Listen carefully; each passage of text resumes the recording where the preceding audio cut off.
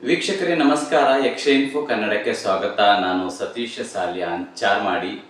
ನಮ್ಮ ಯಕ್ಷ info Kannada YouTube ವಾಹಿನಿಯಲ್ಲಿ ಈ ಹಿಂದೆ ಅನೇಕ ಯಕ್ಷಗಾನ ಕಲಾವಿದರ ಯಕ್ಷ ಪಯಣದ ಕಥೆಯನ್ನು ನೋಡಿರ್ತೀರಿ. ಒಂದಷ್ಟು ವಿಚಾರಗಳನ್ನು ನಿಮಗೆ ತಿಳಿಸುವಂತಹ ಪ್ರಯತ್ನವನ್ನು ಕೂಡ ಮಾಡಿದ್ದೇವೆ. ಇವತ್ತು ಕೂಡ ನಮ್ಮ ಕಾರ್ಯಕ್ರಮದಲ್ಲಿ ಜೊತೆಯಾಗಿರುವಂಥವರು ತೆಂಕುತಿಟ್ಟು ಯಕ್ಷಗಾನ ಕ್ಷೇತ್ರದಲ್ಲಿ ಕಳೆದ ಅನೇಕ ವರ್ಷಗಳಿಂದ ಸೇವೆಯನ್ನ ಸಲ್ಲಿಸಿಕೊಂಡು ಬರ್ತಾ ಇರುವಂತಹ ಶ್ರೀಯುತ ಲಕ್ಷ್ಮೀಶ ಅಮ್ಮಣ್ಣಯರು ನಮ್ಮೊಂದಿಗೆ ಇವತ್ತಿನ ಕಾರ್ಯಕ್ರಮದಲ್ಲಿ ಜೊತೆಯಾಗುವವರಿದ್ದಾರೆ. ಅವರ ಯಕ್ಷ ಪಯಣದ ಒಂದಷ್ಟು ವಿಚಾರಗಳನ್ನ ವೀಕ್ಷಕರಿಗೆ ತಿಳಿಸುವಂತಹ ಪ್ರಯತ್ನ ನಮ್ಮದು. ಹಿರಿಯ ಮದ್ದಳೆಗಾರರಾಗಿ, ಬಹಳಷ್ಟು ಅನುಭವಿ ಮದ್ದಳೆಗಾರರಾಗಿ, ಗುರುಗಳಾಗಿ ಗುರುತಿಸಿಕೊಂಡಿರುವಂತವರು ಇವರ ಯಕ್ಷ ಪಯಣದ ವಿಚಾರವನ್ನ ನಿಮ್ಮ ಮುಂದೆ ತೆರೆದಿಡುವಂತಹ ಪ್ರಯತ್ನವನ್ನ ಮಾಡ್ತಾ ಇದ್ದೇನೆ. ಅವರಿಗೆ ಕಾರ್ಯಕ್ರಮಕ್ಕೆ ಪ್ರೀತಿಪೂರ್ವಕವಾಗಿ ಸ್ವಾಗತಿಸಿಕೊಳ್ತಾ ಇದ್ದೇನೆ. ಗುರುಗಳೇ, ಕಾರ್ಯಕ್ರಮಕ್ಕೆ ಪ್ರೀತಿಪೂರ್ವಕ ಸ್ವಾಗತ. ಮೊದಲನೆಯದಾಗಿ ನೀವು ನಮ್ಮ ಕರೆಗೆ ಹೋಗ್ಬಿಟ್ಟು ಸಂದರ್ಶನಕ್ಕೆ ಒಪ್ಪಿಕೊಂಡಿರುವಂಥದ್ದೇ ನಮ್ಮ ಸಂತೋಷ. ನಾನು ಯಕ್ಷ ಪಯಣದ ಎಲ್ಲಾ ವಿಚಾರಗಳ ಕಡೆಗೂ ಬರ್ತೇನೆ.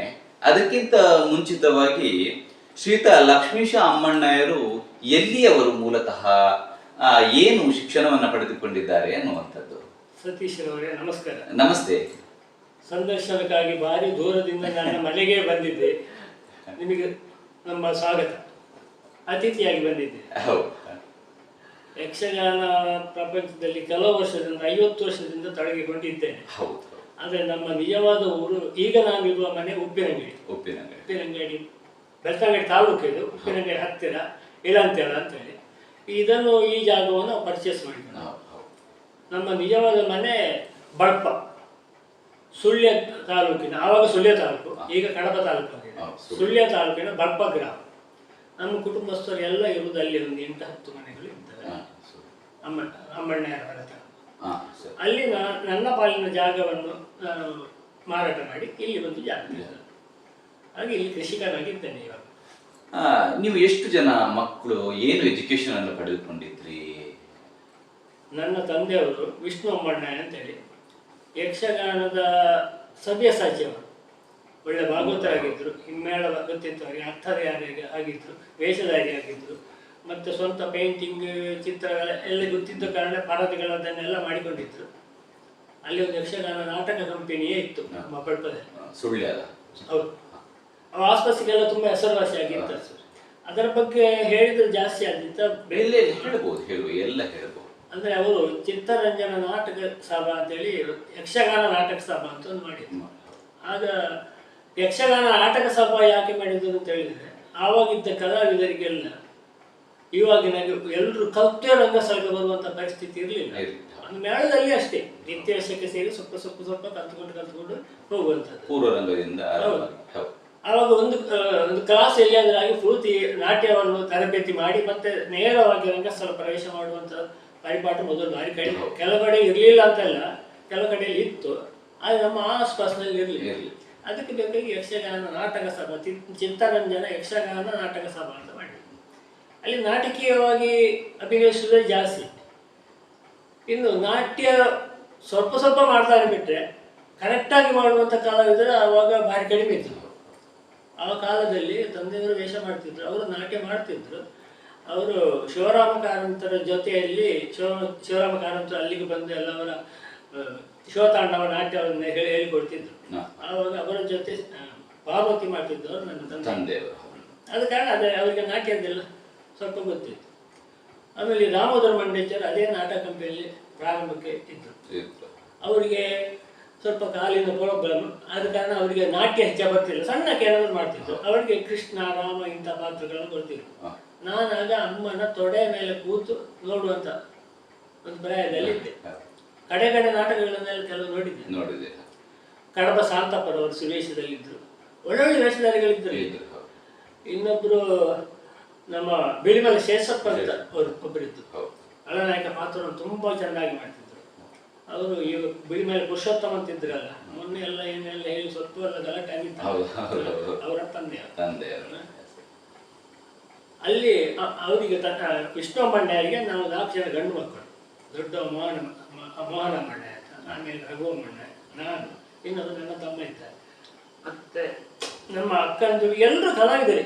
ಕಲೆ ದೊಡ್ಡಣ್ಣ ಪೇಂಟಿಂಗ್ ಆರ್ಟಿಸ್ಟ್, ಹಾ. ಆ ಕಾಲದ ಗವರ್ಮೆಂಟ್ ಡಿಪ್ಲೊಮಾ ಆರ್ಟಿಸ್ಟ್. ಹೌದು ಆಮೇಲೆ ಇನ್ನೊಬ್ರು ಅಣ್ಣ ಸಂಗೀತದವರು, ವಯಲಿನ್ ವೋಕಲ್ ಎಲ್ಲ. ಹೌದು ಮೋಹನ ಮಣ್ಣೆ ಮೃದಂಗಿಸ್ಟ್, ಮೃದಂಗ. ಯಕ್ಷಗಾನ ಚೆನ್ನಾಗಿ ಬಾರಿಸ್ತಿತ್ತು. ಹಾ. ಮತ್ತೆ ಅವರು ಮೃದಂಗದಲ್ಲಿ ಒಳ್ಳೆ ಹೆಸರು ಬಂದ ಕಾರಣ ಅವರು ಬೆಂಗಳೂರಿಗೆ ಹೋದರು ಗುರಿಗಳು.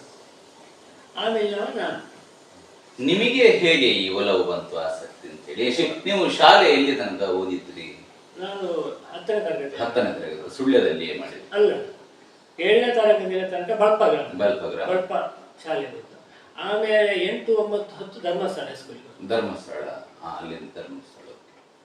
10ನೇ ತರಗತಿಯವರೆಗೆ ನೀವು ಶಿಕ್ಷಣವನ್ನ ಪೂರೈಸಿದ್ದೀರಿ ಅಂತ ಹೇಳಿದ್ರಿ. ತದನಂತರ ಯಕ್ಷಗಾನದ ಕಡೆಗೆ ಹೇಗೆ ಒಗ್ಗಿಕೊಂಡ್ರಿ ಶಾಲಾ ಜೀವನವನ್ನ ಬಿಟ್ಟು ಅಂತ ಹೇಳಿ? ಅಂದ್ರೆ ಸಣ್ಣ ಪ್ರಾಯದಲ್ಲಿ ನಮಗೆ ಕಲೆ ಅಂತ ಹೇಳುದು ರಕ್ತಗತವಾಗಿ ಬಂದಿದೆ ಫ್ಯಾಮಿಲಿಯಲ್ಲೆಲ್ಲ. ನಾವು ಚಿಕ್ಕಂದಿರುವಾಗಲಾಗಿ ಬೆಳಿಗ್ಗಿನ ಸುಪ್ರಭಾತ ಕೇಳುವುದೇ ಅಣ್ಣನವರ ಸಂಗೀತ ಸಾಧಕ, ಮೃದಂಗ ಸಾಧಕ, ವಯಲಿನ್ ಸಾಧಕ. ಇಲ್ಲದಿದ್ರೆ ತಂದೆಯವರ ಜೊತೆ ಕಲೀಲಿಕ್ಕೆ ಯಾರಾದ್ರೂ ಯಕ್ಷಗಾನ ಭಾಗವತಿ ಕಲೀಲಿಕ್ಕೆ ಬರ್ತಿದ್ರು, ಇದನ್ನೇ ಕೇಳುದು. ಅದು ದಿಸಾಲು ಸಂಗೀತ ಇದೆ. ಆಗ ನನಗೆ ಅದರ ಮೇಲೆ ಏನು ಓದೋದೇ ಇಲ್ಲ ಆಟ ಸಮಯ. ನನಗೆ ಒಂದು ಇಂಟ್ರೆಸ್ಟ್ ಇದ್ದು ಅಂತ ಹೇಳಿದ್ರೆ ಚಿತ್ರಕಲೆ, ಡ್ರಾಯಿಂಗ್ ತುಂಬಾ ಮಾಡ್ತಿದ್ದೆ. ಆಮೇಲೆ ಬೋರ್ಡ್ ಬರೆಯುವುದು. ಆವಾಗಿನ ಕಾಲದಲ್ಲಿ ಈಗ ಫ್ಲಕ್ಸ್ ಬೋರ್ಡ್ಗಳಂತದೆಲ್ಲ ಇರಲಿಲ್ಲ. ಎಲ್ಲಿ ನೇಮ ಎಂಥದಾದ್ರೂ ಬೋರ್ಡ್ ಬರಲಿಕ್ಕೆ ನಾನೇ. ಆವಾಗ 5ನೇ 6ನೇ ಕ್ಲಾಸಲ್ಲಿ ಇರುವಾಗ ಒಳ್ಳೊಳ್ಳೆ ಪೇಂಟಿಂಗ್ ಬೋರ್ಡ್ಗಳೆಲ್ಲ ಬರೀತಿದ್ದೆ. ಅದರಲ್ಲೇ ಇಂಟ್ರೆಸ್ಟ್ ನನಗೆ. ತಂದೆಯವರು ತುಂಬಾ ಸಲ ಹೇಳಿದರು, ಇದು ಯಕ್ಷಗಾನ ಚೆಂದ ಮೊದಲೇ ಕಲಿ, ಇಲ್ಲದಿದ್ರೆ ಭಾಗವತಿಗೆ ಕಲಿ, ಸ್ವರ ಎಲ್ಲ ಒಳ್ಳೆದು ಕಲಿ ಅಂತ. ನನಗೆ ಅದರಲ್ಲಿ ಇಂಟ್ರೆಸ್ಟ್ ಇರಲಿಲ್ಲ. ಆಮೇಲೆ ಹೈಸ್ಕೂಲಿಗೆ ಬಂತು ಧರ್ಮಸ್ಥಳಕ್ಕೆ ಬಂದಾಗ ಅಲ್ಲಿಂದ ಪ್ರಾರಂಭ ಆಯ್ತದೆ. ಧರ್ಮಸ್ಥಳದಲ್ಲಿ ರವಿಚಂದ್ರ ರೈ ಅಂತ ಹಿಂದಿ ಪಂಡಿತರು ಬರೀತರು, ರಘುನಾಥ ರೈ ಅಂತೇಳಿ. ಆಮೇಲೆ ಅಲ್ಲಿರುವ ಒಂದು 5-6 ಜನ ಮಾಸ್ಟರ್ಗಳು ಎಲ್ಲ ಯಕ್ಷಗಾನದ ಅಭಿಮಾನಿಗಳು. ಶಾಲೆಯಲ್ಲಿ ಯಕ್ಷಗಾನ ಮಾಡುವ ಅಂತ ಆಯ್ತು. ಯಕ್ಷಗಾನ ಮಾಡುವುದರಲ್ಲಿ ಕಲಾವಿದರಿಗಾದ್ರೂ ಸಣ್ಣ ಸಣ್ಣ ಮಕ್ಕಳಿಗೆ ಇದು 8ನೇ ಕ್ಲಾಸಲ್ಲಿ 10ನೇ ಕ್ಲಾಸಲ್ಲಿ ಬಾಯಿಪಾಠ ಕಲಿಸಿ, ಅರ್ಥಗಾರಿಕೆಯಲ್ಲಿ ಸ್ವಲ್ಪ ನಾಟ್ಯ ಕಲಿಸಿ ಮಾಡ್ಬೋದು. ಚೆಂದ ಮೊದಲೇ ಬಾರಿಸಲಿಕ್ಕೆ ಒಬ್ಬರು ಪಿಯೋನ್ ಇತ್ತು, ಮತ್ತೊಬ್ಬರು ಮೊದಲೇ ಬಾರಿಸಲಿಕ್ಕೆ ಜನಾರ್ದನ್ ತೋರ್ಪಡ್ತಾ ಇತ್ತು. ಅವರು ನನ್ನ ಕ್ಲಾಸ್ ಪೂಜಾರಿ, ಸೀತಾರಾಮ ತೋರ್ಪಡ್ತಾ ಇತ್ತು. ನಾನು ಅವರ ಮನೆಯಲ್ಲೇ ಇದ್ದದ್ದು. ಅಂದ್ರೆ ನನಗೆ ಅವರ ತಂದೆ ರಾಘವೇಂದ್ರ ತೋಳ್ಪಡ್ತಾ ಇದ್ದಾರೆ. ಅವರು ನನಗೆ ಅಜ್ಜ, ನನ್ನ ಅಮ್ಮನ ಚಿಕ್ಕಪ್ಪ. ನಾನು ಅಲ್ಲೇ ಇದ್ದು ಶಾಲೆಗೆ ಹೋದದ್ದು. ಅಲ್ಲಿ ಚೆನ್ನ ಮೊದಲ ಬಾರಿಸಲಿಕ್ಕೆ ಆದರೂ ಜನ, ಈಗ ಭಾಗವತಿಗೆ ಜನ ಇಲ್ಲ. ಆವಾಗಲೇ ನಾನು 8ನೇ ಕ್ಲಾಸಲ್ಲಿ ಇರುವಾಗಲೇ ಅಲ್ಲಿ ಸುಗಮ ಸಂಗೀತ ಇದರಲ್ಲೆಲ್ಲ ತಾಲೂಕು ಲೆವೆಲ್ಲೆಲ್ಲ ಫಸ್ಟ್ ಬಂದಿದ್ದೆ. ಅಲ್ಲೇನು ಪದ್ಯ ಹೇಳು, ಪದ್ಯ ಕಲಿ, ನೀನು ರಾಘವೇಂದ್ರ ತೋರ್ಪಡ್ತಾ ಇರ್ತಾರೆ, ಸ್ವಲ್ಪ ಕಲಿ, ಅಜ್ಜನ ಹತ್ರ ಕಲಿ, ನಿನಗೆ ಹೇಳ್ಬೋದು ಅಂತ. ನನಗೆ ಸತ್ಯಕ್ಕಾದ್ರೂ ಮನಸ್ಸಿನೊಳಗೆ ಎಲ್ಲ ಇತ್ತು.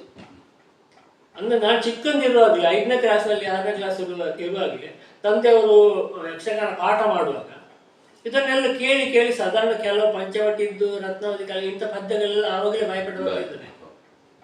ಪ್ರಸಂಗ ಯಾವುದು ಪಂಚವಟಿ ಅದೇ ನನಗೆ ಪದ್ಯ ಗೊತ್ತು. ನಾನು ಪದ್ಯ ಹೇಳಿದ್ದೆ, ತುಂಬ ಖುಷಿ ಆಯಿತು. ಮತ್ತೆ ತೋರ್ಪಡ್ತಾ ಸ್ವಲ್ಪ ಕಲಿಸಿಕೊಟ್ರು. ಹಾಗೆ ಅಲ್ಲಿ ಒಂದು 2-3 ತಾಳಮದ್ದೆಗಳು ಆಟಗಳು ಆಗಿದೆ ಶಾಲೆಯಲ್ಲಿ ಸಮಯದಲ್ಲಿ. ಆಗ ನಾನೇ ಭಾಗವತನಾಗಿದ್ದೆ. ಅಂದ್ರೆ ನನ್ನ ಅಕ್ಕಂದಿರು ಅಣ್ಣಂದಿರೆಲ್ಲ ಸಂಗೀತದ್ರು, ಅದ್ರ ಸ್ವಲ್ಪ ಟಚ್ ಇತ್ತು. ನಾನು ಅದಕ್ಕೆ ಅಂತ ಇಳಿಲಿ ಅಂತ ಅಷ್ಟೇ ಅಲ್ಲ, ಮನಸ್ಸಿನೊಳಗಿತ್ತು. ನನಗೆ ಇಂಟ್ರೆಸ್ಟ್ ಇಲ್ಲದ ಕಾರಣ ಅದು ಅಲ್ಲಿ ಪ್ರದರ್ಶನ ಆಗಿತ್ತು. ಹಾಗಾಗಿ ಆವಾಗ ತಂದೆ ಹೇಳಿದ್ರು, ನೀವು ಶಾಲೆಯಲ್ಲಿ ಎಲ್ಲ ಯಕ್ಷಗಾನಕ್ಕೆ ಸೇರ್ಲಿಕ್ಕೆ ಆಗ್ತದೆ, ಇಲ್ಲಿ ಕಲಿತ ಕಲೀಲಿಕ್ಕೆ ಆಗುದಿಲ್ಲ ಅಂತ ಒಂದು ದಿವಸ ತುಂಬ ಬೈದು. ಆಗ SSLC ಆಗಿದಷ್ಟೇ. ಅಲ್ಲಿಂದ ಸೀದಾ ಯಾರ ಹತ್ರ ಹೇಳದೆ ಧರ್ಮಸ್ಥಳಕ್ಕೆ ಓಡಿದ್ದು. ಅಂದ್ರೆ ತಂದೆ ತಾಯಿ ಹತ್ರ ಹೇಳೋದೇ ಧರ್ಮಸ್ಥಳಕ್ಕೆ ಹೋಗಿ. ಅದೊಂದು ಸಣ್ಣ ಒಂದು ಇದಾಗಿದೆ. ಒಂದು ದಿವಸ ತಂದೆಯವರು ಮೊದಲೇ ಬಾರಿಸಲಿಕ್ಕೆ ಮೊದಲೇ ಬಾರಿಸಿದ್ರು, ನಾನು ಕಲೀಲೇ ಇಲ್ಲ, ಬರಲೇ ಇಲ್ಲ. ಅದು ಅವ್ರಿಗೆ ತುಂಬ ಕೋಪ ಬಂತು. ದೊಡ್ಡ ಅಣ್ಣನಿಗೆ ಯಕ್ಷಗಾನ, ಹಿಮ್ಮೇಳ, ಚೆಂಡ ಮೊದಲೆಲ್ಲ ಕಲಿಸಿದ್ರು. ಅವರು ಮೃದಂಗ ಕಲಿತು ಕಡೆಗಾಗು ಬೆಂಗಳೂರಿಗೆ ಹೋದರು. ಅಲ್ಲಿ ಒಂದು ಸ್ಟುಡಿಯೋ ಎಲ್ಲ ಮಾಡಿ.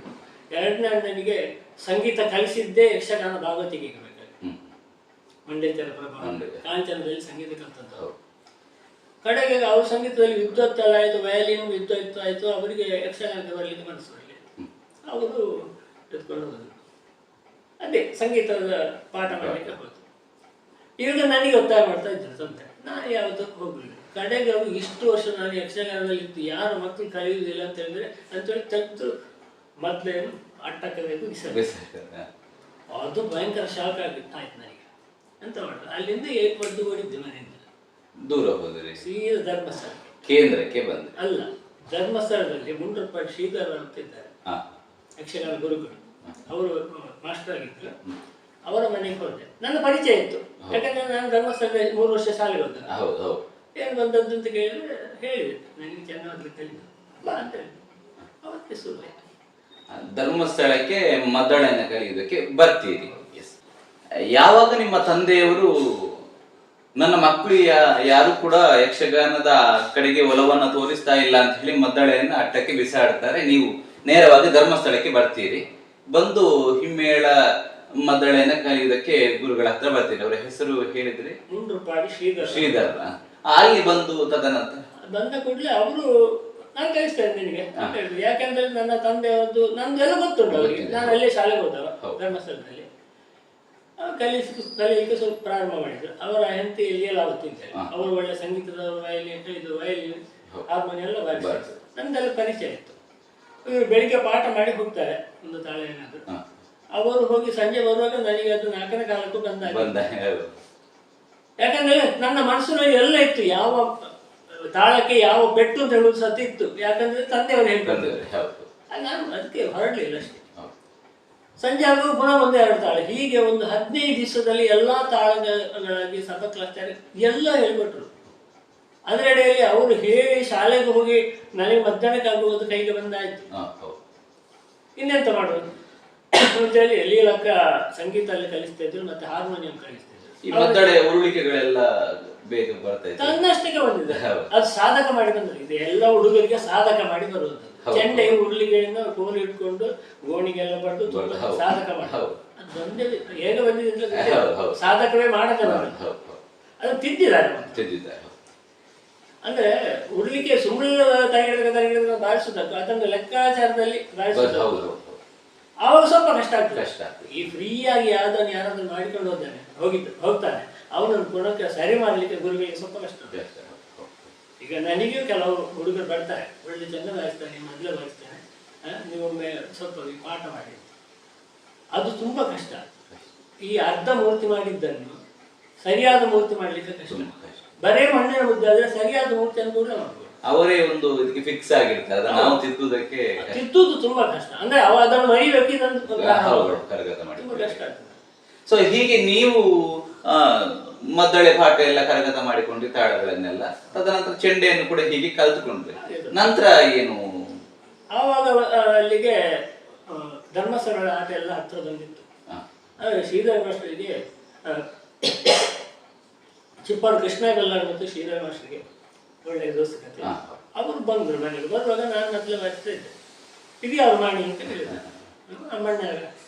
ಎಷ್ಟು ವರ್ಷ ವಯಸ್ಸಾಗಿ? SSLC ಆಗಿ 16-17 ವರ್ಷ ಆಯ್ತು. ಹಾ ಅಂತ ಹೇಳಿದ್ರು. ಅವರು ಬಾಸರ ಅಂತ ಹೇಳಿ